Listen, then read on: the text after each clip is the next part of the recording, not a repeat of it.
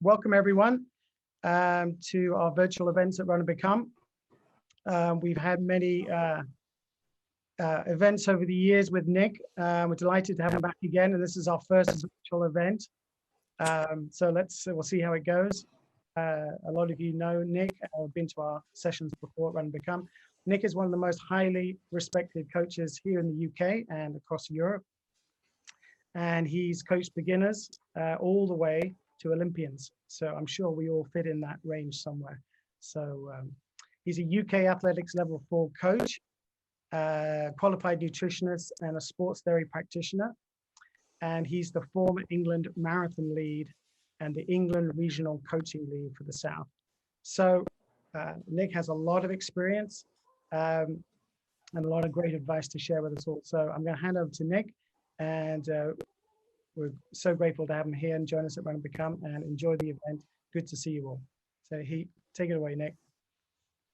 Thank you. Good evening, everybody. I'm assuming straight away that you finally watched everything you can possibly see on Netflix. There's no books left in the house, and this is it. It's the last resort. So thank you all very much for tuning in. Really good of Run and Become to invite me again. I think for probably the last 4 or 5 years in January, we've always done a training evening at Run and Become and been up and down the Mall in the evening and then come back to the shop freezing cold and been well looked after afterwards. So I'm sorry we're not doing that tonight. We all know the reasons why. But this is a great idea, and it's just really nice to chat to you all about training, what you could be doing at the moment, what you might not be doing at the moment, what the year might look like, and just some ideas and thoughts I've got. I'm really keen to answer as many questions as you may have, and there's been some fantastic questions already, so we'll move on to those later on. Obviously, the night is promoted by Saucony, so Gareth's already waved, but just wave again, Gareth, and I know if there's any questions on anything Saucony, Gareth will answer or try to answer tonight, and there's a few things in my presentation that will cover that. And also Polar are here as well, and as you know, I work with Polar very closely. So Kirsty from Polar, Kirsty, say hi or wave.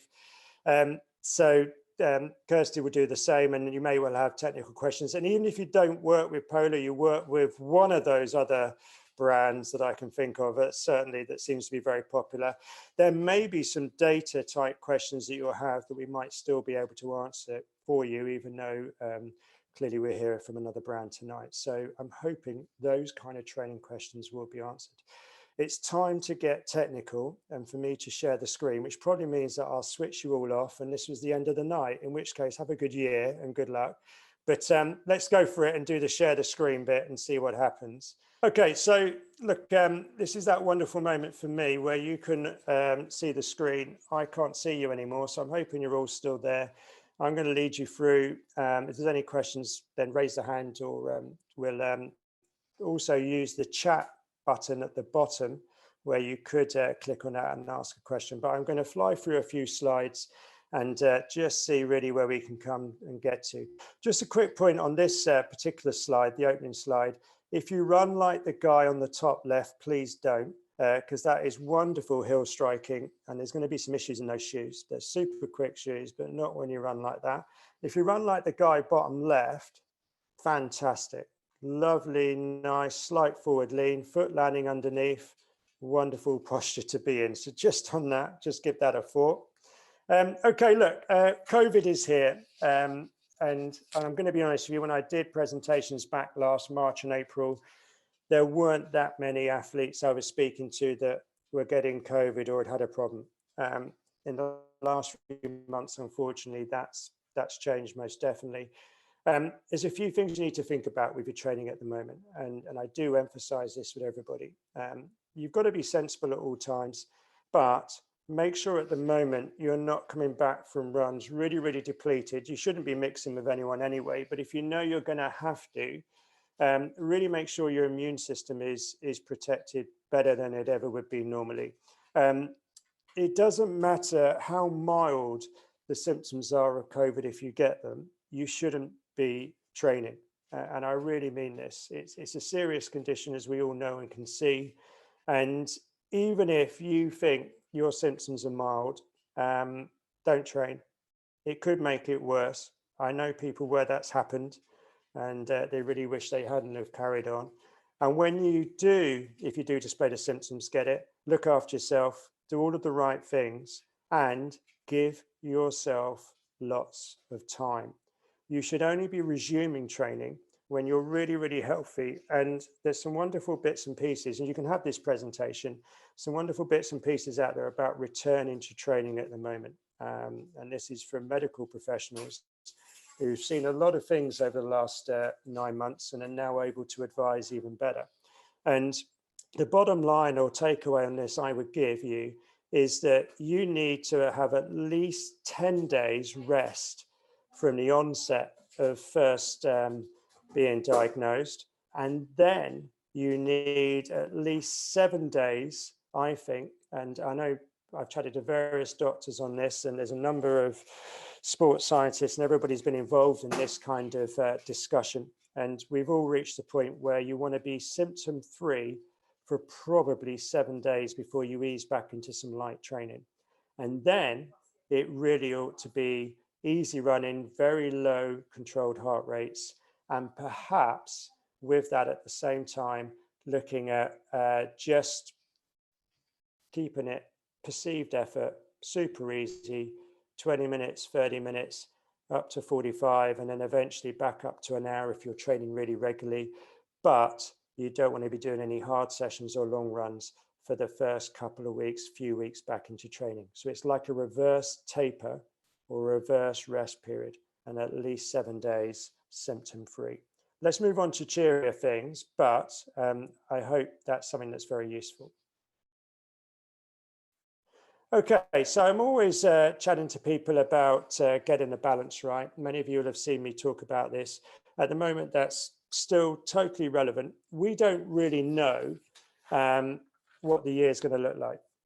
I would suggest you want to be thinking about being ready for this spring and the summer, because I'm hopeful. I've been hopeful all the way through, and there's been windows when the season has started to open up a little bit. There was a period last summer, there was a period in the autumn last year, and I'm hopeful that maybe we won't be at a point where unfortunately big races are run in the spring, but some of the events for people like Run Through, Active Training World, podium events, these places where they've got the race circuits in areas which are COVID safe, or they've got the qualification, those events could come back online, I would hope, by April and into the summer. And with those sort of races, you could still be looking at 5K, 10K, half marathon or marathon, depending on what you want to do. So the training in January is as relevant as ever, even though January is always a tough month for you to be training in. But if you're thinking, well, you know, I'm really more focused on a marathon in the autumn, and I'm really focused on racing later in the year, I'm going to leave it. I really believe that you're going to spend most of your build up towards that race in the second half of this year, really trying to play catch up, and you're never going to achieve the time, the finish, the result you could have got. The work is done now, even though at the moment it's quite hard and we can only run once a day and there's various things we've got to consider. But getting the work in now really is going to build the rest of your year. And it will have been the case all the way through this last 9 months. I've seen so many different reactions to training, the way people feel. There's people that have thrived because they've got more time, they're resting better, they're actually running better than they've ever run before in their lives, or they've returned to form. And that's probably because this triangle in front of us has finally been maintained. The T at the top for training, the R for rest or recovery, the N for nutrition. It's not out of shape. Our daily lives have allowed, in some cases, better recovery. We're working from home, we're not commuting, there's just more time. But there's some of us that have struggled because it's the world of virtual training, and virtual training's hard. There are ways you can just still do things, perhaps with one other person, or you can enter events to motivate, or you can share your data and get motivated in that way. You can set goals, you can set new targets. But the world of virtual is hard, and some of us struggle with the day-to-day process of putting on shoes and feeling motivated to get out there and train. It's a great chance at the moment, though, to work on some of the other areas, perhaps working on the core work you need to be doing at home that you've always not really had time to do. The flexibility work definitely needs to be happening in the mobility work, because I'm seeing a lot of people with really, really sore lower backs, tight hips, tight hamstrings, running postures all over the place, because we're simply sitting more and we're not moving enough. And getting up during the day, moving around, working more on our mobility exercises, our stretching, and just trying to keep moving is so, so important during this time. So do try to think about that triangle in other ways. I would always say to you, planning, how will you fit everything in? Don't leave everything to the last minute. Have you got a training plan? Have you sit and thought about it? Your lifestyle plan includes all of the elements I've just mentioned, those other areas that you need to be working on. Have you set yourself targets for the whole of this year? Does maybe your plan look at the London Marathon perhaps next autumn, and you're thinking, well, what should I do now? Well, perhaps at the moment you could build up towards Unlock, seeing you being in really good half marathon shape by April, because then you can drop down really easily with some sharpening work towards running 10K, 5K if you wanted to. There will be 1 or 2 half marathon opportunities this spring. And then in the summer, you can run a little bit quicker again if you want to do over 5K, 10K. And then crucially, 12 to 16 weeks before your marathon, if you're doing that in the autumn, you're ready then to step back up to marathon training and you're feeling good. But don't make the big mistake I think 1 or 2 people are going to make. And that is when we finally get to Unlock and you can finally go out there and do things in a slightly more normal way, you're going to be too tired because you've absolutely done too much now. So you've got to come out of this, I would say, at least 80% fit, in some cases ready to race the distances I've mentioned in the spring, but not overtired, so that you can really play and feel strong and feel good for the second half of this year. Patience, we've needed loads of it, but it's still there. Remember, training you do today takes 2 weeks to bed in, and you won't really see fitness gains for perhaps 2 to 3 weeks if you've trained really well today. That's the way physiology is. That's the way the cells repair, the muscle fibers repair. And it's all about keeping good habits, keeping routines, and watching for those warning signs of niggles still at this time. Okay, so keep the training going, but at the same time, watch out for those niggles and things that would normally be out there, and really, really make sure you're going to arrive in the spring good shape and you're patient now. Progression. Those of you that have heard me talk before, I'm always emphasizing that you need to gradually think about overload. You need to give your body time to adapt, time for the new physiology, the muscle fibers, tissue to repair, to grow, and then you repeat it. We keep stressing the body, and that's how we build our fitness throughout this. So think a little bit here about, are the things in place to allow that progression to keep happening? Is there perhaps a lighter week of training every 3 or 4 weeks? If you feel tired after 2 weeks, for you, it's going to be every 2 weeks of training. You put in a slightly easier week, a cutback week. If you normally run 5, 6 times a week, perhaps you reduce the amount of running by a run on the cutback week. You don't do as many hard sessions. Maybe it's just some easier runs and just one lighter session. But whatever it is, you get to the end of that week, you feel refreshed, and then you're ready to move up the next stage of the mountain, ready to train well again. Think about 1 or 2 things as well, such as, are you sleeping really well? Now, let's be honest, a lot of us haven't slept as well for various reasons over the last 9 months, and it's not always as easy. Perhaps it's because we're worried, we're a little bit anxious about what's going on. We've lost our routine. There's many reasons. But if you're not sleeping as well as you should, you're not going to progress and really make the big fitness gains you need to. So do start to track your sleep. Look at the device you're wearing, start to track the data, track the sleeping patterns, think about the sleep continuity, think about the quality of that sleep, the REM phase, the different phases of sleep that enable you to really, really recharge and come back. And we'll talk about that perhaps just a little bit later on.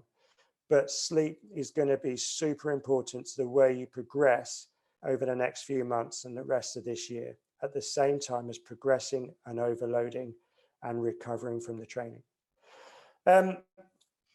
This is a slide I always use when I'm stirred, whether we've just come back from one of our training sessions relating to the marathon in the Mall or relating to 5K, 10K when I come to see you at Run and Become.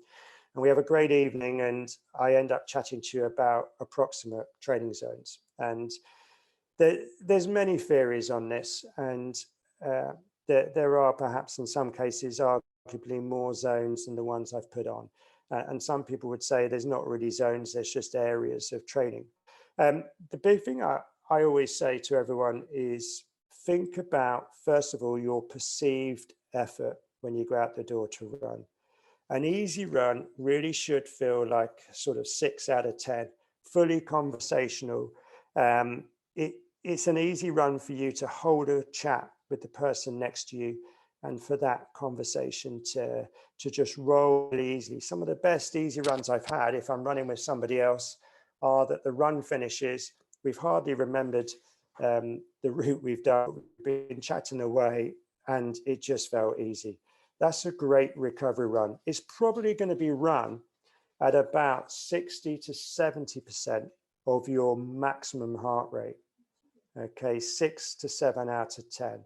Really, really good for you. There's no such thing as junk mileage with this. If you can cope with more volume in this zone and you can do more miles, then fantastic. There's athletes out there that do run 80, 90, 100 miles a week plus. And probably, and there's various theories, but the 80-20 theory is pretty good. They will do about 80% of their running in this kind of zone. And that is because we know when we're running really, really easily in the aerobic zone, we are definitely increasing our amount of capillary density. We're increasing the amount of red blood cell production, and we're stimulating the mitochondria.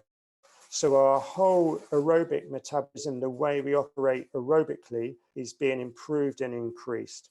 And aerobically means we're working with oxygen. So this is kind of building the foundations, building the base, as well as it can be easy recovery running, and sometimes done before breakfast as a fasted run as well. So we're actually then getting used to working as metabolizing fat as our energy source. So in theory, we're getting more of our energy from stored fats than we are from carbohydrates. But this only happens if we're working super easy and we're working really, really well in the aerobic zone, 6 or 7 out of 10, 60 to 70%. Now, the next zone on is perhaps where I see people making mistakes, 70, 75%, that kind of steady running. I often call it junk running, many coaches do, because it's probably the pace you'll go or effort you'll go out and run at just for a casual run. But you'll go out the door and you'll run how you feel. It's not easy, but it's not hard. So we call it steady. And the problem is that if we do too much of it, we don't get as many of the benefits, ironically, we get on the left-hand side from running slowly. So we don't get as an improved fat metabolization, so an improved performance using fat as a fuel.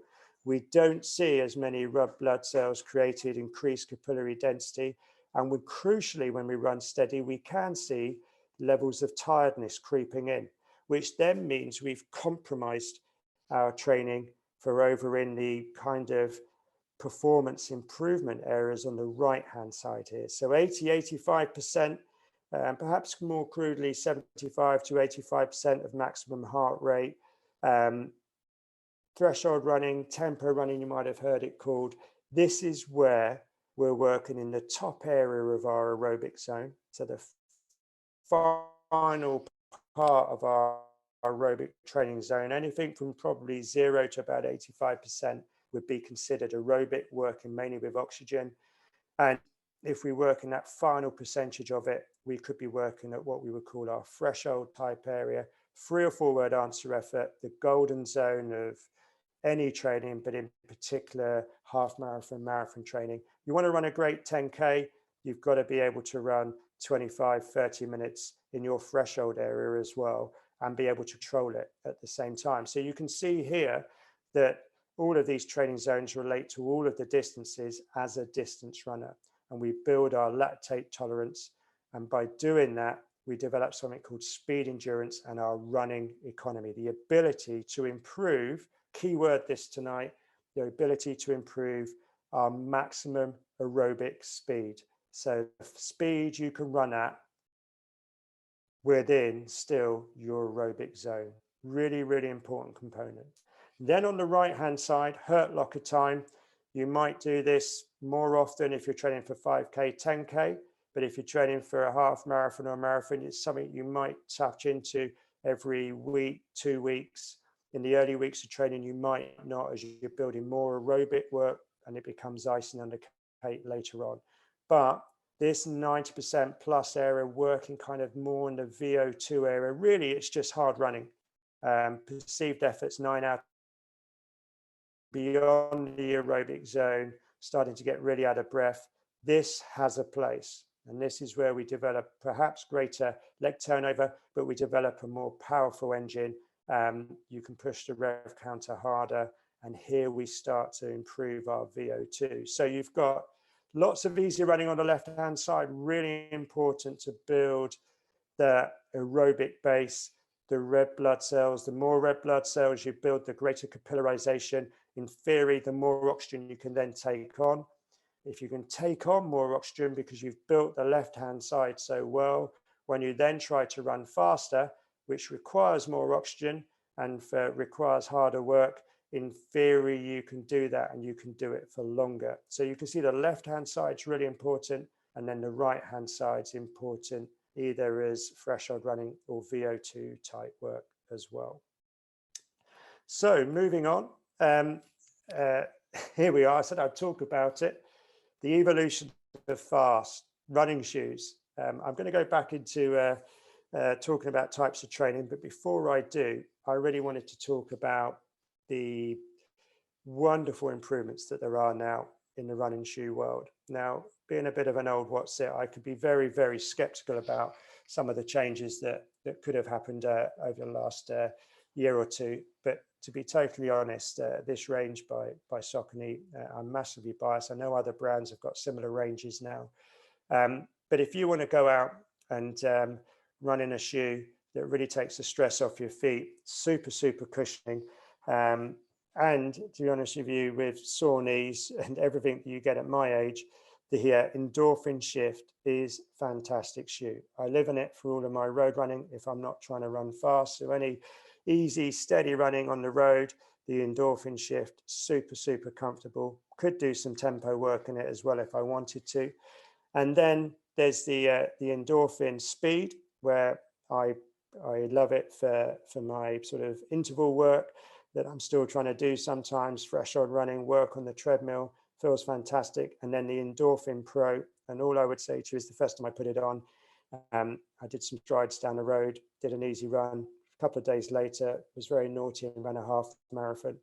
And at my age, my calves, my knees really hurt for a couple of days after a half marathon these days. None of that. So not only are these shoes fast, their ability to recover and the lack of wear and tear on the body is really, really noticeable. So huge fan, and get out there and try some of these shoes. Make a real difference to you. So moving on to some of the tech that's out there now from Polar, and the ability for you to really start to look at what's happening with your training and analyze various parts. Polar Advantage has been out for a couple of years, and there's a new V2 that's out, which enables you to do some very special things that I'll talk about in just a minute. The GritX came out earlier last year, and it's got incredible battery life. And if you're into your ultras, you're into running the trails and in the mountains, really recommend you have a look at that, just in terms of battery life, the hill splitter capability that's on it as well, which I promise you is really, really good. Also, if we look at the Vantage M, which I know Run and Become have, which is a fantastic multi-sport GPS watch. Lots and lots of features for you again that will enable you to get all of the GPS data you want. Again, tracking the heart rate really, really accurately. And at the same time, all of the sleep metrics you need as well. So Polar Vantage M, if you don't want to spend as much as the V2, but you want a really, really comprehensive performance training watch, do have a look at the Polar Vantage M. Now, many of you on here, and this is where I get moaning, many of you here, I know you're not working with Polar, that's fine, that's your decision. But as a coach, people send me heart rate data all the time, whether it's Polar Flow, Garmin Connect, whatever, and I'm looking at it. If I'm looking at it on Strava as well, I can see most of the time the heart rate data is really unstable unless you're wearing a really good heart rate strap, or your watch is fitting really well on your wrist and it's very accurate on the wrist. If you want state-of-the-art heart rate to really analyze your training zones, the areas I've just been talking about, I would really look at the Polar H10. And if you've been struggling with your device in terms of getting stable heart rate, just have a look at the H10 now, because it's compatible with a number of brands, including Garmin as well. And you might be able to get really accurate heart rate for a device you've already got, if you don't want to depart with your beloved device. So I might ask Kirsty to chat about that a little bit later on. But do look at how accurate you can get your training zones, and is your data stable, and maybe consider the Polar H10 as a way of achieving this if you didn't want to get a new device. It really works. Okay, so something new that Polar have got that's out now with the Vantage V2, and this is super duper, is the running performance test. Big believer in this, because I've always, whenever I've talked to you guys, talked about the importance of understanding your own training zones and the importance of being able to understand what really your own 60 to 70% is in easy running, your own threshold area is, perhaps your own VO2 type work or harder rep area is. And it's really hard to work out, because you could look at 220 or 225, whatever, minus your age, but we know really that we're perhaps working on a guesstimate there, big samples of people, and do you fit in?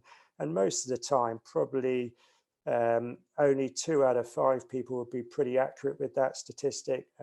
3 out of 5 will be either higher or lower than what would be the averages that I've just talked about. So you want to create your own data and understand it, but also create your own training zones. Now, with the Vantage V2, you can do a wonderful running performance test, where, very similar to going on the treadmill, where the treadmill gets a little bit faster every few minutes, and then a physiologist would take blood from your ear and measure your lactate levels and heart rate at the same time. Now you can run down a road or around a track with a stable heart rate and GPS signal. And as you're doing that, perform the running performance test. And we could, from that, get 2 types of reading. We could get the maximal test, if you're prepared to be brave and run to exhaustion using that metric. And then we will get your own personal training zones based on the maximal test. Or we can do the sub-maximal test if you want to run just before exhaustion and work up to the end of your aerobic zone and about 85% of your maximal performance. Now, I promise you, both of those tests are the tests that the physiologist would do in a lab, and you'd pay a lot of money for, and you'd have to travel to do it in the lab. Now you can do it on the device, and the data is accurate and really, really giving some good readings. From that, we can get a true VO2 max estimation for you.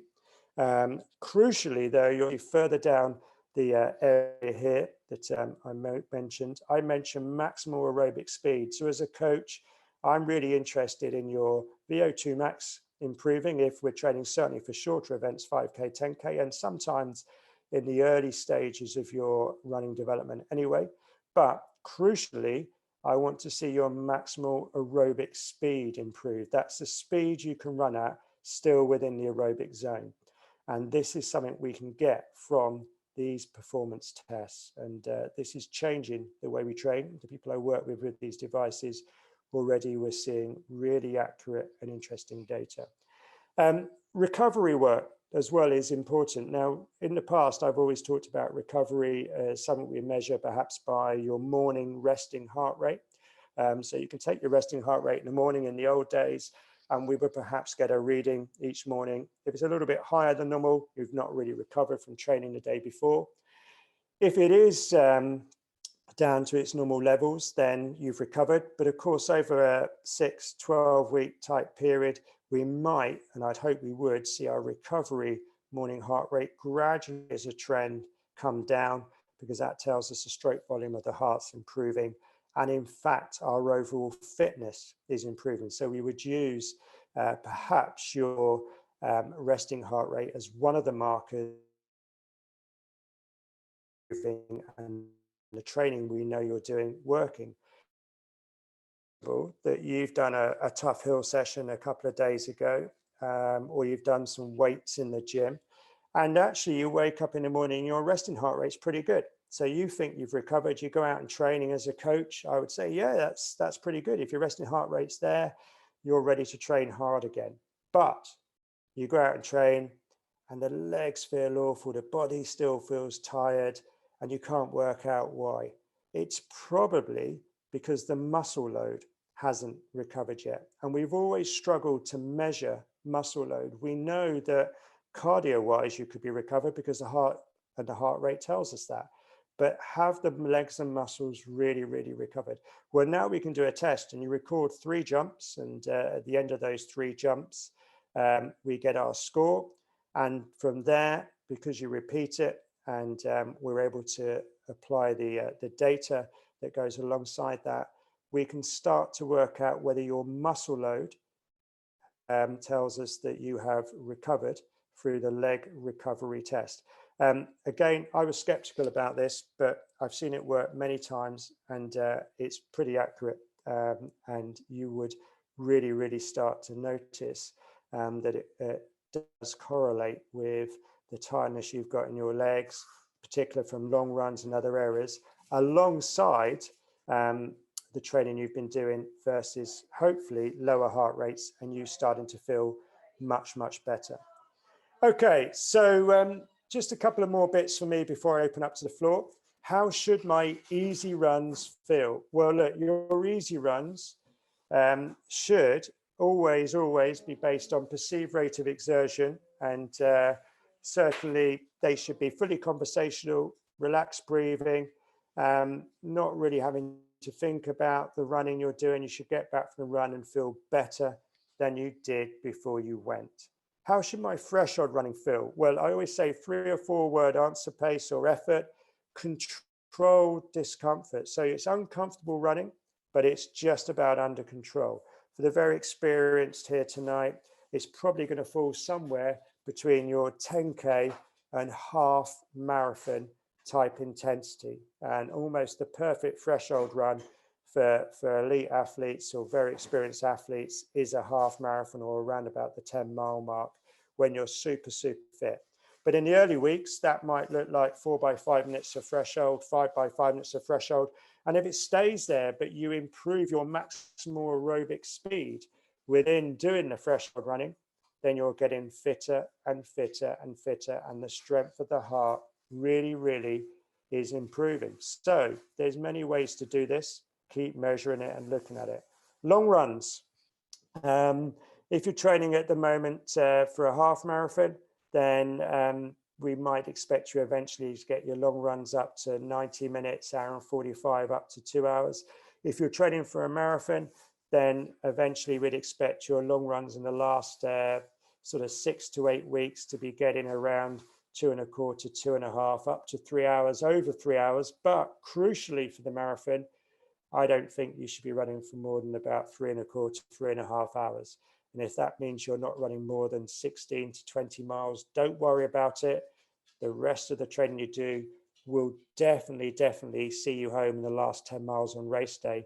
But don't go out doing 4-hour runs and trying to run 20 odd miles, because you're not going to recover and you're probably going to leave your marathon in the training. So think about long runs in the early weeks, really easy, fully conversational, 30 to 60 seconds a mile, slower than your planned race day pace if you're experienced. The likes of Kipchoge have got no problems going out and running 7-8 minute miles in their long runs, chatting away. And of course, they're working very close to 4.5 minutes a mile on race day. But crucially, as those long runs get into the last 10 weeks, 12 weeks, perhaps they sometimes start to get quicker as the run goes on. They become long progression runs, and the speed picks up and it picks up and it picks up, and it gets closer to race pace towards the second half of the long run, or in blocks of the long run.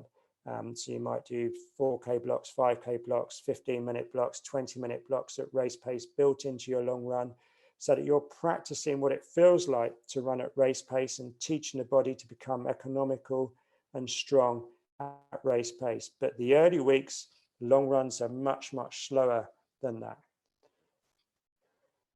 Key sessions for threshold running. I've mentioned this already, but it could be 4x5, 5x5, building up to 3x10 minutes, but make sure you stay in that aerobic zone. You don't end up increasing the heart rate and seeing the heart rate going up and up and up, and then moving out of that top end of the aerobic zone. It's what you can control that's going to matter. Eventually, if you can get to 20 to 25 to 30 minutes of continuous work, then that would be even more valuable than working with some other blocks sometimes.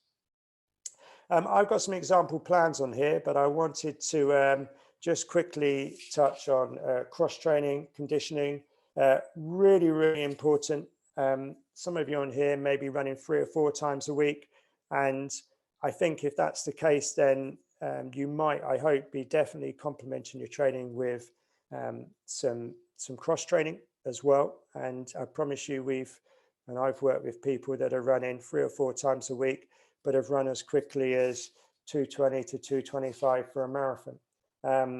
But what they're doing is spending plenty of time swimming, biking, and working in that aerobic zone, and on the left-hand side of those columns and in the threshold area, as well as doing the running. You can definitely run a marathon on 3 runs a week, 4 runs a week, no problem at all. But do make sure your long run's progressive. Do make sure there's some threshold running in the training, and then the rest of the running could be easier and on the left-hand side. But with cross-training, it's a real opportunity for you to get the body stronger. Coming back from injury, or when you are injured, it has a definite place to maintain fitness or even build strength and fitness during the time you're injured. But for many of us, it should have a place in and alongside your running all of the time, just keeping you strong, reducing the amount of impact perhaps you put on the feet, and working those columns I showed you, perhaps without the risk of injuries. So do use cross-training when you can. Difficult at the moment, but it has a place when things open up again. Strength work. Now, this is the big one for me again. Everyone should be doing core work, doing strength work every week, everybody.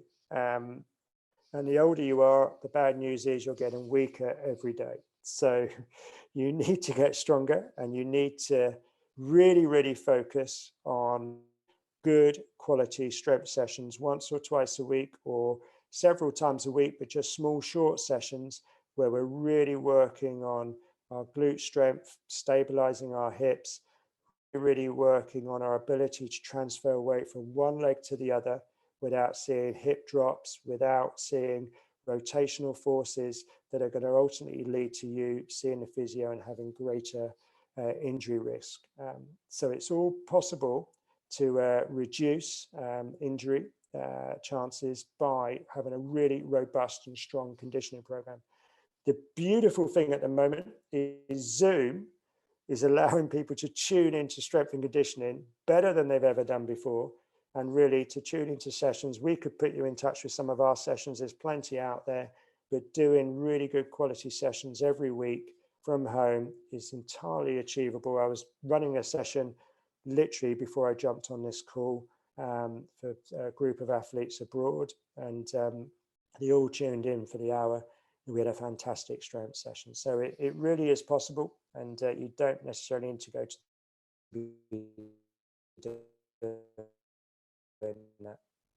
Okay, I'm going to pop out of the presentation just for a little bit now, because I want to answer some questions in a minute. So just bear with me as I stop share. This is where I find out there's no one left because no one could hear me or whatever.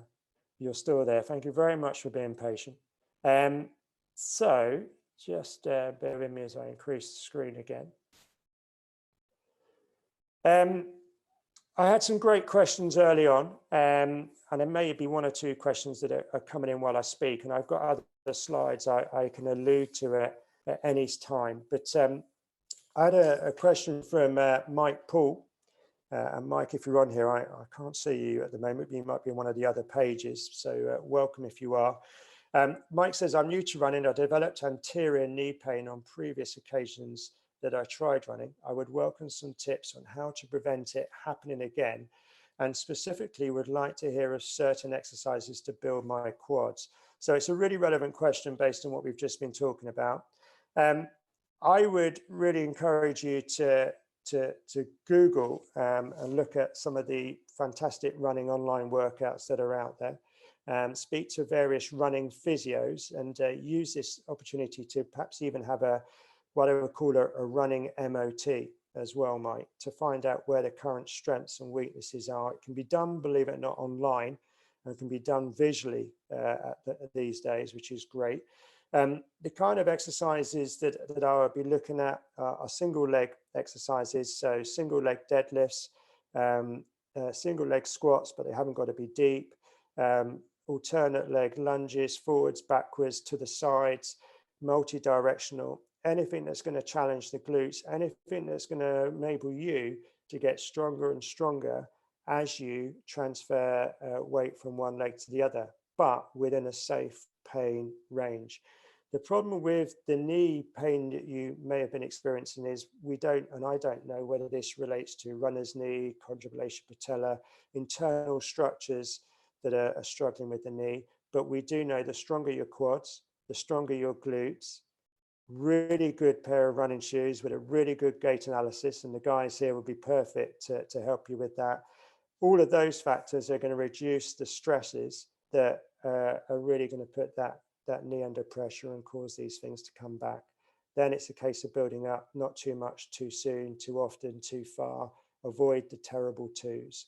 If I haven't answered that very well, do jump in again, Mike, but I hope that's useful. Asa Bentley, thoughts on running technique analysis, and if recommended, how would you achieve this without breaking the bank? Okay, so look, I can think of one or two businesses where you can do a 6-week course for the same amount of money you could have had a fortnight in the Maldives. That's up to you. I think most people would prefer the holiday. So there are ways that you can have a really successful look at your running technique. And the first thing I would do is actually get somebody to video you front on, from behind, side on. And then if you're coached, if you work with a really good physio who's used to seeing athletes, actually show that data in that video to the physios. There's some great companies out there. I know Saucony have got Stride Lab when it's available and when it's mobile. I'm thinking of Run 3D, Dartfish type technology as well that's out there, and various companies use that. But if you are or were, and this is difficult at the moment, able to, when we go into Unlock, go into your running shop and speak to the experts here, you'll actually learn quite a lot by them watching you run on the treadmill and advising you on shoe choices and bits and pieces that way to start with. So it starts with shoe choices and a basic gait analysis, and then it moves on to how far you personally want to take it. It doesn't have to be expensive. I can certainly put you in touch with good physios and various experts out there that would be able to do this for you, but you would need to have them beside you eventually, so not just at the moment. But a good coach, someone who's qualified in this, can look at it from sideways on, front on, and from behind, just by videoing you running. Better still if it's on the treadmill, but if it's outside, it can still be done. Ben Cuttle, can you please supply some simple direction on carb loading ahead of a marathon? What are the simple rules to follow? There's a great question in a minute about Mo Farah from Ben as well, where he's going to put me on the spot. So I'll answer that. But Ben, carb loading, I'm going to be honest with you, and I'm not stalling by having a drink. I just need to have it. I'm going to be honest with you, I'm not a fan. It exists and athletes do it, and you could. And the old-fashioned way of doing it was that the week before the marathon, you did a really hard, quite long run, which in itself is controversial because it's the week before the marathon and you should be probably tapering. But you do a hard, long run, and you finish that long run and you don't eat carbohydrate for 2 or 3 days, which is awful. Imagine that, no carbohydrate for 2 or 3 days after a long run. You get very tired, you live on protein and fats, and really get very irritable, very miserable, your immune system's low, and in some cases, psychologically, it's really hard to even start believing you can do the marathon as you get more and more tired. Midweek, then, you suddenly go into compensation and you start to eat all the carbohydrate you can see. And you keep eating it and keep eating it, and the body super compensates in theory because it now stores even more, it grabs it. And if you're lucky, you'll see some super compensation, and you might just have improved energy stores on race day. And a lot of the old experts in running, a lot of the old legends used to practice this, and it worked for them. But in those days, there were no gels. There were no sports drinks every 5K, and things have changed. And what I would really recommend is you eat your normal diet the week of the race. Make sure there's plenty of carbohydrate with each of the meals. You snack and graze between each meal really, really well on good, healthy choices, focusing on good, complex carbohydrate type snacks as well as making sure the grains, the rices are all in the meals that you're having. And then in the last 48 hours, really making sure that no snacks, no main meals are missed. And the fact that you're tapering, so you're doing less training, and the fact that you're eating really well all week, and the fact now that those two ingredients have coming together means that your energy levels will naturally go up.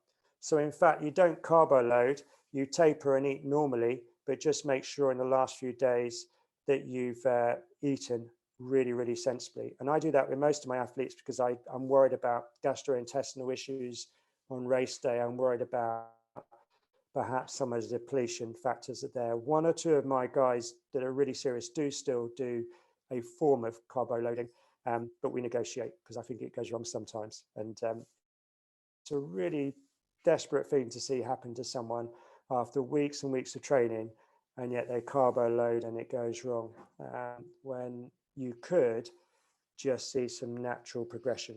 Now, Ben's second question, here we go. This is being recorded, isn't it? So I'm in deep trouble now. I'd be interested to know your thoughts on whether Mo Farah should have stuck to his marathon ambition and why his attempts to complete better at the distance didn't work out. So, okay, so first of all, this guy's a British record holder and he's run 2:05 for a marathon. And how can we say it didn't work out? But the problem is, of course, there's certain people that have gone on to run 1:59 or 2:01, and the world records moved on and on and on. And the world of marathon running has got progressively more outrageous over the last few years than you ever could have imagined.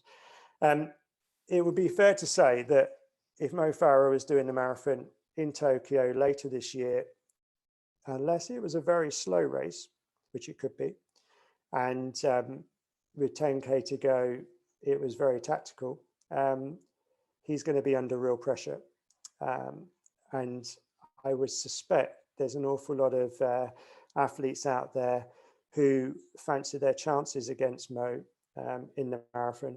Big stride, arguably too long a stride. And Barry Fudge, who worked with Mo for many years, along with others, one of the things they did when Mo moved to the marathon was actually to try and increase his cadence and to try and speed up his cadence and reduce his stride, which saves energy. One of the other things they did was to get him used to running a little bit more without carbohydrate and running before breakfast and for a bit longer and running a bit more what we'll call carb depleted and becoming better at metabolizing fats, because Mo had raced very successfully from 1500 up to 5K, 10K, Olympic champion over and over again. And that is done with sugars. When you race a 10K, you're working with carbohydrate. You race a 5K, you're working with carbohydrate. You race a marathon, you're working with stored fats and carbohydrate, and you need to become economical and use both. And one of the issues that Mo was struggling with, and they're quite open about it, is in the last 10 miles of the marathon, he was finding it harder, and his fat metabolization was perhaps not as robust or as good as some of his rivals. You add to it big long stride, big muscle contractions, very vulnerable in the marathon. I think Mo's made the right decision to go back to 10K, because if he's there on everyone's shoulder with a lap to go, your money's on him getting a medal. So that's my answer, and I wish him well for later on this year. Roddy McKenzie, a couple of questions. What are the signs that you are overtraining for a race, and what point does your training become unproductive? So it's a really good question. Overtraining, tiredness. One might be that you're just not sleeping as well. You're not feeling as good day to day in your training. You're feeling muscle soreness that just doesn't seem to really go. You're noticing that even the easy runs are becoming a bit of a slog. You're starting to put your running shoes on reluctantly or put off the run each day, and you don't really want to go. And you're starting to think, I'll go later, rather than, great, I'm really looking forward to my run today, and scratching at the door to get outside and go for the run. So there's some basic signs. But from a coaching point of view, I do see changes in resting heart rate. I do see slightly elevated patterns in heart rate sometimes, not always. I certainly see increased levels of muscle soreness, and the inability to hold what would be our normal sort of paces at threshold, or even easy paces within our easy runs. I think most of us know when we're tired, but are we really willing to step back from the training plan in front of us and say, I'm going to be really sensible. I'm going to step away from it, and I'm going to give myself an extra rest day. The plan didn't say rest, but I'm going to be flexible, and I'm going to be brave, and I'm going to take an extra rest day or do 2 or 3 days of easy running and drop a session. And I won't do my next hard session till later at the weekend or next week. And I bet you, if you listen to your body every day and you choose to start to move your training around sometimes based on what your body's telling you, you'll see really good quality sessions and really easy running. So we see easy runs and hard training. We don't see the junk in between, and we start to lose the tiredness. And then the progression that you make, because your body is always regenerating, is fantastic. If you're wearing good devices and you actually choose to use everything other than just look at the pace, and you choose to start looking at your sleep data properly and your nightly recharge, and you then start to look at some of the metrics on your watches, because this really works, where it starts to tell you, are you detraining? Are you maintaining? Are you progressing, or are you overreaching? Because it's a stretch between the rest, the training that you're doing, the nightly recharge, everything coming together. If you actually start to use that data and use it effectively, you'll also be able to plot when it's right to do a harder session again, when it's not right to do a harder session. And you'll start to work out why some of your runs go very well and some of your runs don't. And then when you start to track your injury rates and your illness rates, you'll notice you get injured, I bet you, far more often when you're tired and overreaching than you ever do when you're in the, I'm over here maintaining in the safe zones. So back off and really listen to what your body says. How religiously should I follow my Garmin and Strava stats against how your body feels? So look, whether you're working with Polar, Garmin, whoever, the stats are really important because data's there and it can be looked at. But we also sometimes live in a world where we get a bit obsessed by data, and data starts, I think, to create pressure on us as well. It starts to create a level of expectation or a level of fear. Even in some cases, I know people that go out and race, and they go and race based on a pace that they've decided to race at, which automatically means the fastest they can do in that race is that pace. That's the ceiling. Rather than saying, I'm going to run how I feel, I might have this on so I can review it afterwards, but I'm going to actually trust my body and run like a Jedi and run to perceived effort. So I'm a huge fan of understanding perceived rates of exertion, whether you score yourself 1 to 10, 1 out of 20, or you just know what easy feels like, you know what threshold feels like, you know what your 5K, 10K intensities feel like. Be in tune with what your body's telling you and review data along the way or afterwards. Don't let data set the rules when you're actually doing it all of the time. Yes, when you're doing your threshold running, you want to be in the right training zones and you want to be feeling 3 or 4 word answer effort, 8 out of 10. But at the same time, don't go out thinking I can only run at this pace in that zone. The pace doesn't matter, because I can tell you now, the fitter you get, you'll get faster in your easy running zone, you'll get faster in your threshold zone, and you'll get faster in the top zone, which is why you run personal best. Your speed improves. So if you go out thinking paces is where it's at, it's not. Your paces will change based on the wind, the terrain, and actually how much fitter you're getting or whether you're tired. So listen to what your body's telling you through feeling, and listen to what your body's telling you through data at the same time. The two together will give you the perfect training combination.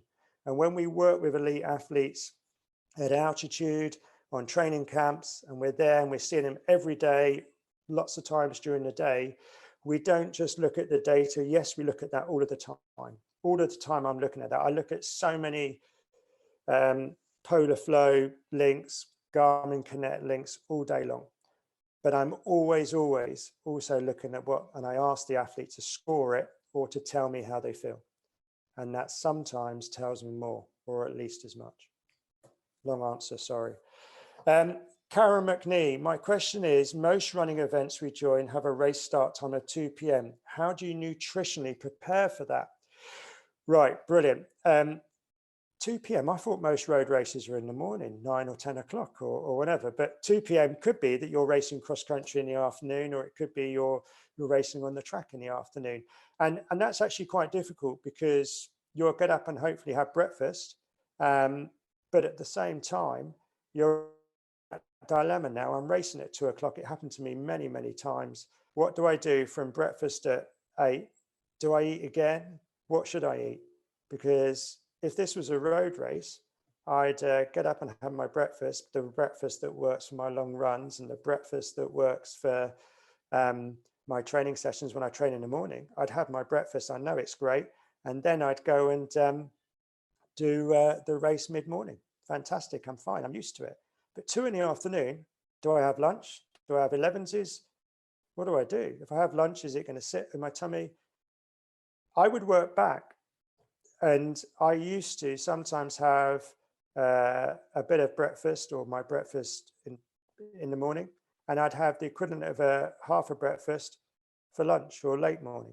Or I knew what foods I would have, because I often trained in the evening, and I knew that what I had at 4 or 5 o'clock meant I felt fantastic, having eaten well all day, when I trained at 7 or 8 in the evening. And a lot of nutritionists will tell you to work back with what works in training at other times in the day, and simply make sure that your blood sugar levels on race day don't dip before you race, and you arrive at the start line with your blood sugar levels stable and in a good place, and your carbohydrate stores topped up, and really, really good. You'll burn a lot of carbohydrate in a cross-country race, 5K, 10K. If you're doing a half marathon, you could deplete and empty your carbohydrate stores completely. So you need to arrive having had a good breakfast, and then probably 2 to 3 hours before a really good snack, which contains some complex carbohydrates, some sugars, and it's going to make sure you are comfortable on the start line, comfortable mid-race and not diving into a bush, and full of energy in the second half of the event you do. So that'd be really good. Final question before I hand over to other ones that might come in. Jason, I think it's Koreana. How could somebody still run with an Achilles problem? I'm not always sure you should. Having nursed mine for years and years, on and off. There's times when I can run, and there's times when I'm with physios and they're telling people you can still run, and you're doing all your eccentric loading exercises, which can be very, very important. You're doing your rehab work, and the physio will say to you, yeah, still run, but maybe you reduce the runs to every other day, but keep all the strength work going, the eccentric loading each day. There might be times when the physio says, no, it's too sore. This is not right. I want you to go back to cross training, and we'll go back to running in a week, 2, 3 weeks time, when we've got more strength into the Achilles, and now we're ready to start loading it properly with the running again. So I would say, Jason, that that's going to be personal between you and the physio you're speaking with, and where you are in the stages of rehab and stages of your strength work, and what you've been training for before and what you've got coming up. But don't ignore an Achilles injury.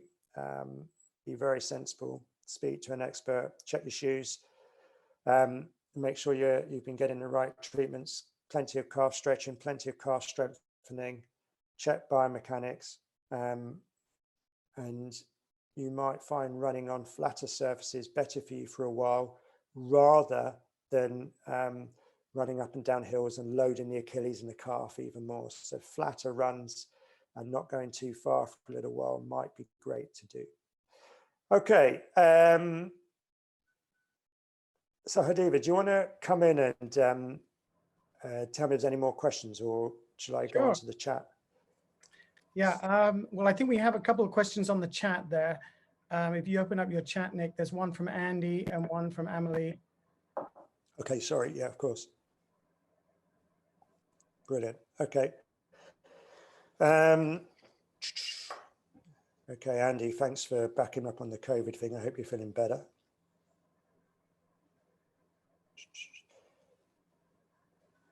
Okay, so hi, I do the range of training types covered, but I have never had a heart rate max or done heart rate training, zone training. What are the benefits, and does VO2 max training become more important as you get older? I'm 57 to help maintain oxygen capacity. Okay, brilliant. Andy, the bad news is, and I'm really sorry about this, the bad news is that your VO2 is going to drop as the years go by a little bit, and there's not much we can do about that. It's partly because the strength of muscle contraction that you're able to create is not going to be as great. We get weaker, we get less flexible as we get older. I'm experiencing it myself and hate it. And I think I'm King Canute and pushing the tide out, but really I'm not. The things I'm doing each day are making sure that I'm doing the strength work, because if I'm really, really strong, think about this, if I'm really, really strong, then I can produce bigger muscle contractions, which means that I can, in theory, go faster, providing the rest of my training's good, and I've really worked on my maximum aerobic speed, and I can then actually reach a higher VO2 max, okay? But don't think that just VO2 max training is the only way to achieve that.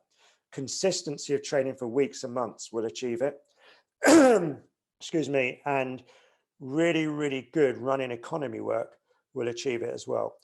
Some of the mistakes that older athletes make is they don't keep in touch with pace, but they think that pace comes from doing lots of sort of track reps, like 10 200s, 10 400s, and so on. Actually, and this is a good example for you, is a guy I work with who's 57, 58, called Steve Watmore, who I've worked with for years and years. And Chris, who's on here, knows him quite well. And Steve, when I first worked with him, got lots of PBs, went from 3:15 to 2:50 for the marathon. Wonderful journey. Got to his 50th birthday and stopped running personal bests. Now, it could have been, I thought at the time, because maybe we just reached a point where he'd really got the best out of his running and the journey he was going to go on. 2:50 for a marathon. Wow, fantastic time. But I kept looking at his training and looking at things and looking at other areas of his work. And I was thinking, no, this isn't right. This guy can go faster. What's missing? And we had season after season of getting close to it, running 2:50 again, doing other times, but not really progressing. Sat down with him once on one of our warm weather training camps, and he finally confessed to me that he never did any of the strength work. He just loved going running. I get this. I understand. We had a bit of a discussion. We understood that I was right and he was wrong. And he agreed that he would do the strength work. He started doing this 2 or 3 times a week. We got him a really good strength and conditioning coach near where he lives. All I will tell you is, combined with me also giving him more hill work, so more throughout the year, periods of the year where we do faster hills, more strength work, more power work as well as his strength work, doing more drills, because he needed to improve his technique again and tune in with that. He's now running 2:40 for the marathon at the age of 57, 58. He's in the top 2 or 3 every year for his age group in the UK rankings, and has run PBs for 5K, 10K, half marathon for the last 5 years. So age isn't an issue if you look after yourself really well. So I hope that helps. Please work on your VO2 by doing the right sessions, but actually look more at, are you doing the right work generally to be able to run faster? Races in Scotland, half marathons. Is that a question? Because there's some brilliant half marathons. I don't know. Yeah, that related to the earlier question about the 2 p.m. start. Ah, right. Thank you very much. Thank you. Yeah. So that's pretty nice. Do half marathons at 2 in the afternoon in Scotland. It's very nice. I guess it's because it's cold and icy in the morning, or we can't get out of bed. I'm going to get told off for being cheeky. Apologise. Okay. Have you any tips for getting rid of tendon injuries in the foot, sore on top, and making sure this does not return again in the future? So many reasons for this. I would check the way you lace your shoes. One of the most common ones I see is that people tighten their shoes in slightly the wrong place, and the big toe tendon, or the tibialis anterior, as it passes down the front of the shin, gets impinged, and we then get all types of problems spreading across the top of the foot. You've got all different lace holes on your shoes. The guys in the store will know how to do this time and time again and do different lace loops and locks. If you change the height, you might reduce the stress on the tendon, and you might see some of that improving.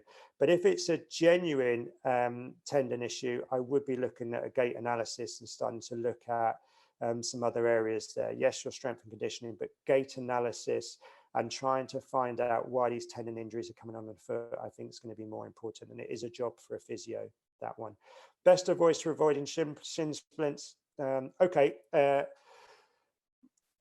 All I will tell you, I mean, I'm a sports therapist, I'm not a physio. All I will tell you is that a lot of people over the years I've come into contact with who've had shin splints, and when I had them years and years ago, I wasn't stretching my calves as much as I should have been doing. I wasn't doing all of the lower limb mobility work that I should have been doing, and I wasn't doing the strength work. When you added all of those things together, so you had biomechanics, which was probably too much overpronation, being caused by weak glutes and not the right shoes and not the right kind of strength work, added into very, very tight calves, particularly the soleus muscle, added into at the same time the constant repetitive nature of hitting the road and the torsional effects, the shin splints comes on. There's many other reasons, but stretch lots, do your mobility work, get plenty of regular massage, plenty of foam rolling, look after yourself really well, do your strength work as well, because when you're doing good squats, you're actually stretching your calves and building at the same time. All of those things should, if your mechanics are good and your nutrition's really good, so you're always recovering, should avoid the shin splints for you. So it's a multitude of things that will help with that. If you wear a support shoe for long runs, would this Saucony Endorphin Pro shoe be okay for interval training? Yes, definitely. And actually the Shift for steady running is still a very stable, very strong shoe, even though it's well cushioned. I would say to you that the Endorphin Pro or the Endorphin Speed, probably the Pro even more so, would be fantastic. Do bear in mind when you're doing speed work, you're running faster, you're hitting the mid to forefoot, so the contact time with the ground is much less. And because of that, you don't need the same amount of support as you would do when you're doing longer, slower runs, where you will see more contact time on the ground and therefore greater movement, sometimes in the gait as you actually run. Okay, so yes, the Endorphin Pro would be great for maybe tempo running, faster intervals, but then wear a more stable shoe for what I would call the sort of 80% of aerobic volume work that you ought to be doing. Any more questions I'm missing? Gosh, there's loads. You talk about sleep and sleep tracking. Do you have an opinion on naps after a morning run? My only opinion is if you can do them, you're really lucky, and do it. And if you're working from home and you can get away with an afternoon nap and the boss doesn't know because you're not being tracked, have one. It works. When we go abroad and athletes are running loads and loads because they're on a training camp and they're loving it. And this is, you know, runners that are running 3, 4, 5 times a week normally. That's not necessarily an elite camp. People get a chance to have a sleep mid-morning or mid-afternoon after they've trained in the morning. And then they sometimes train again later in the day and they feel fantastic. Sleep is where you repair, it's where you recover, it's where you regenerate. So if you can get a nap in and not get in trouble, do it. All the elites do it. It really, really works. So yeah, definitely, really good. What's the best way to balance strength training, stretching, flexibility, whilst also getting the miles in during the marathon training? Okay, so the last 10 weeks of the marathon prep is harder because you've got really long runs to recover from, and some of the sessions are probably longer as well. And I am aware of that. And you might not be doing as much heavy strength work in that final 10 weeks because you're now not doing a power phase. You're now in a bigger endurance phase. You kind of do that heavier work in the weeks before you start your final 10 weeks of marathon prep, perhaps. But you should, in the final 10 weeks, still be doing your single leg work, activation work, lots of core work, and keeping in touch and maintaining your strength. And I think that would work very well. Elite athletes, because they can nap during the day and recover better, would still doing a lot more strength work during the week. But even then, when they're doing their biggest, longest, hardest runs, they back off, or should be most of the time, from the bigger, harder strength sessions, which are done probably in other periods of the year. So we have strength phases and we have more maintenance phases, or periodized training where then that allows you to get your running in and not compromise the running. I hope that helps. I have an ongoing issue with plantar fasciitis. Okay. Tough injury, that one, which I'm managing with my physio. Well done. Is there a particular cushioned trail shoe you would recommend for ultra running? Well, I'm very biased and I'm working with Saucony here. There's lots of great trail shoes out there. I love the Peregrine. It's a fantastic shoe. It's won a lot of awards. It's not a fluke. It really is a very good shoe. It's got a pretty good low profile, really well cushioned. The tread pattern on it's fantastic. It's very, very stable and it's super popular. So there are 1 or 2 other tread patterns you can get with that Peregrine in the same model. So if it's a very aggressive trail you're running on, then there is a deeper lug that's available. If it's a less aggressive trail, or perhaps a normal trail that we're used to here rather than in the mountains, then the standard Peregrine sole would probably be absolutely fine. But the secret of all of that is to try a number of shoes on and brands, find the one that you really enjoy and that the experts have said is working for you, but always make sure one of the brands is Saucony, please, because I think that's very healthy if you do. All right. Thanks, Nick. Just to say, Nick, we've probably got time for a couple more questions and then we'll do the prize giving. Okay, sure. How much importance do you attach to warming up and warming down exercise pre and post runs? and which is the most important not to miss. Okay, look, we're all naughty, aren't we? The best way to warm up is still to leave the front door and spend the first 10, 15 minutes of any run gradually building up the pace to arrive at the effort level you should do for the run that day. Okay, if it's going to be a threshold run, don't go out the door and run threshold. It doesn't work very well and you won't feel very good. Spend 10, 15, 20 minutes easy running before you start doing your threshold work and so on. If the physio has given you a load of mobility exercises to do because you're coming back from injury or there's things you need to do, then do those, yes, before you go out the door. But I'm a bigger fan most of the time if you're coming back in from a run or even outside in the road, doing some drills when you come back from a run. So you then work on your running mechanics. You can do a really easy run, slow run, but then do some speed work by doing your drills afterwards and your technique. So you work on your strength because you do the drills. You then work on your running cadence and contact time on the ground. And at the same time, you work on posture and form by doing these drills. You do them at the end of the run. It's like doing a speed session without all of the aggravation of all the stuff you have to do at the track. So when you come back from runs, stretch or foam roll, or do it later in the day. Come back from some of your easy runs and do some drills and some posture work. But start all your runs easy and spend 10 to 15 minutes, I think, gradually finding the effort level you're going to reach. How often do I recommend you change shoes? I think this is where people get it really wrong, actually. People change shoes when they see the tread pattern really wearing down, or they see the shoes just looking exhausted with the upper. Really, the bit we're interested in is what happens when we squeeze the midsole from underneath from on top, and is that shoe going back into the shape correctly as it should? Is it collapsing too much on one side? So we call it like a pinch test. I would really recommend you're not doing any more than 250 to 300 miles in a pair of shoes. That might be a shock for some people on here, but we see more injuries 300 miles plus in a pair of shoes than we do in the first couple of 100 miles. So it's not rocket science, is it, that there comes a point where the shoe's not as efficient and really, really helping you as much as it used to. So I would say every few 100 miles is the most. Most manufacturers will say, I think 300 to 500 miles. Gareth, thumbs up? Yeah, that's the sort of standard advice, but yeah, I agree with you as well. It's the midsole that gets compressed. And also I think if you train 4 times a week or more, you would definitely be better off having more than one pair of shoes on the go at a time. So rather than wear a pair of shoes out to complete destruction and then replace them, have a bit of rotation going on.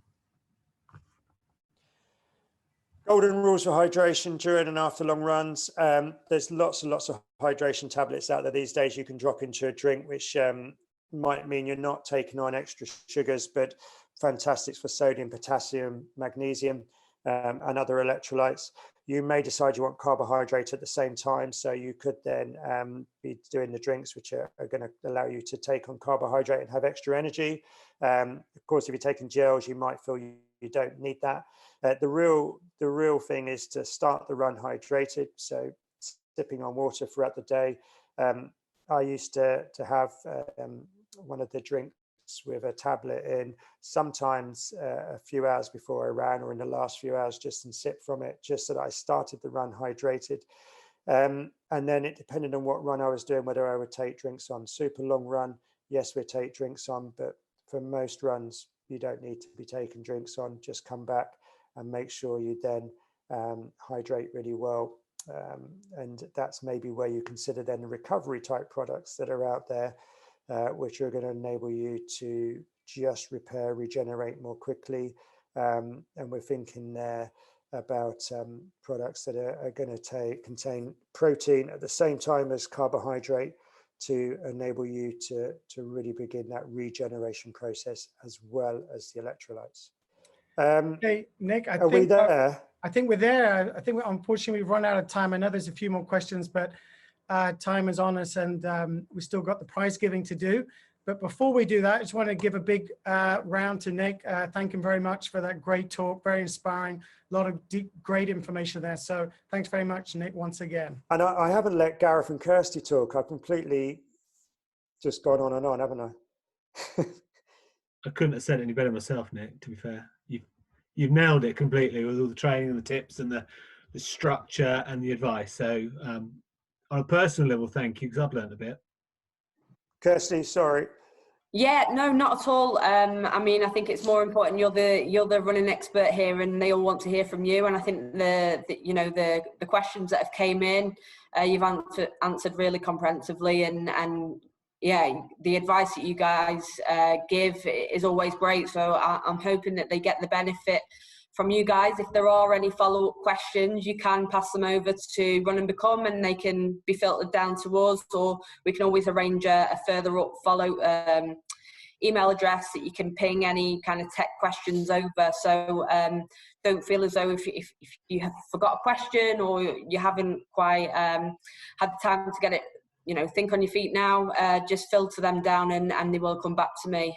But yeah, just wanted to echo kind of what Gareth said in terms of thanking yourself and Sarah Dava and Run and Become for kind of having us and putting this event on for you guys tonight, because it's a shame what kind of the current times has brought for us all. Normally we'd be out there running down by Trafalgar Square and testing watches and Saucony trainers. Hopefully we can do that again soon. But I think, again, having these types of educational evenings have been really useful, and hopefully they're giving you guys, the running community a chance to learn and continue to kind of progress and getting better as a runner. Brilliant. Thank you, Kirsty. I think we've had a problem with our presenter, Sadeva. I think he must have hit some kind of internet woes. Yeah. So this is the third Saucony prize. So Nick, we need you to pull a number out of your mental hat between 1 and 140, please. 1 and 104, yeah? 104, okay. Okay, so 18, we all wish we were. 18. Vanessa Almond, are you on the call? I believe so. Yes. Yes, she's here going, wow. So that's one of our winners. Yeah, fantastic. So she's got third prize. That's third prize. Okay. And thank you so much. That's fantastic. Okay. And then presumably, Sadeva, we need another 2 numbers pulled, right? Okay. So second prize for Polar. Again, a number, please. Okay, so big prize this one, and I know the device is fantastic, so enjoy it. Look, we've talked about marathons tonight. I can't do the 0.2, but I'll do the 26. Okay. The 26. Rachel Kift, are you still on here? Yeah. I am. Fantastic. Thank you so much. Yay! Hurrah! We've got our Polar winner. That's fantastic. Okay, so for a pair of Saucony shoes, Nick, last number, please. Okay, so I had a lockdown birthday last year, which meant I did the magical 50. So here we are, number 50. Come on. Okay, 50. Rachel Pollitt.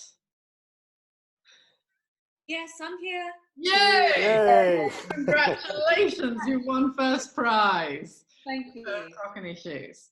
Sadeva will be in contact with our 3 prize winners.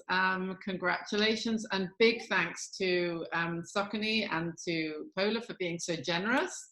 And massive thanks to Nick for another really inspiring, informative, educational event with you this evening. And I think in some ways, having it on Zoom rather than in the shop, there's some advantages. It's easier to take notes because there's always, you want to take loads of notes when Nick is doing a presentation. So I'm sure you've given us all loads to think about and to keep us really motivated and focused in these coming months for however much longer we're training alone.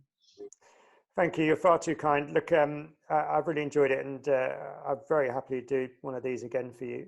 So if you want to do something later in the year, just shout. I'd love to do something live as well.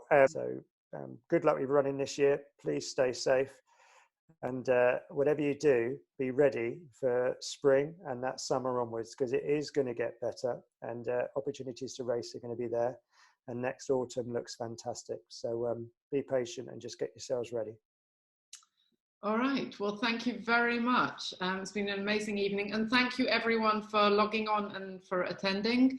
As Sadeva mentioned at the beginning, we have recorded this, so it will be up live on our, available on our site. If you've got any friends that you think, oh my God, this is what they need to hear. Also a little tiny plug for Run and Become at the end, because Nick was mentioning about, getting your gait analyzed. If any are thinking, but that could be months off because the shops will be closed. We are now doing the online gait analysis, which you find details on the Run and Become website. So that's a good option as well to keep, because you need to keep running healthily and well with the right shoes.